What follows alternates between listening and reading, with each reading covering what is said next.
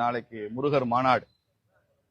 அதனால நாம என்ன யோசிச்சோம்னா, மதுரையில 3 பேருக்கு நினைவிடங்கள், நினைவு சின்னங்கள் இருக்கு. அந்த 3 பேருமே முருகத் தொண்டு ஆற்றியவர்கள். ஒருவர் ஐயா பசும்பொன் தேவர், அவர் திருநகர்ல அவர் கடைசி காலங்களில் வாழ்ந்த வீடு இருக்கு. அவர் திருப்பரங்குன்றத்துல தினசரி கோவிலுக்கு போக வேண்டும் என்பதற்காகவே அங்கே வீடு எடுத்து தங்கினவர். அங்கே கிளம்பினார் முருகனை பார்த்துட்டு.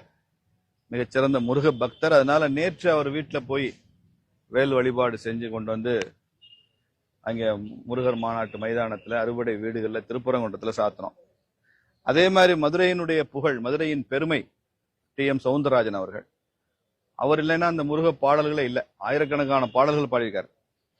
அவர் சினிமாவில் தூக்கி படத்துக்கு முதல்ல படம் பாடுறதுக்கு முன்னால, சிவாஜி கணேசன் பாடுறதுக்கு முன்னால தமிழ்நாடு முழுக்க முருக பஜனை செய்துகிட்டு இருந்தவர். அவர் எல்லா ஊர்லயும் திருவிழாக்கள் எல்லாம் முருக பஜன் இருக்கும். அவருடைய பஜனை எப்படி இருக்கும், அவ்வளவு பாப்புலர்.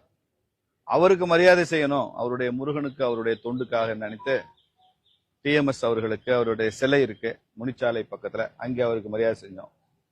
தன் வாழ்நாள் எல்லாம் முருக தொண்டு, முருகா முருகான்னு இருந்தவர் திருமுருக கிருபானந்த வாரியார் சுவாமிகள். வாரியார் சுவாமிகளை பத்தி நான் சொல்ல வேண்டியதில்லை. 3-4 மணி நேரம் அவர் முருகனை பத்தி பேசினாலும் கூட்டம் கொஞ்சம் கூட கலையாம அப்படியே கேட்டே இருப்பாங்க. அற்புதமான ஒரு சொற்பொழிவாளர்.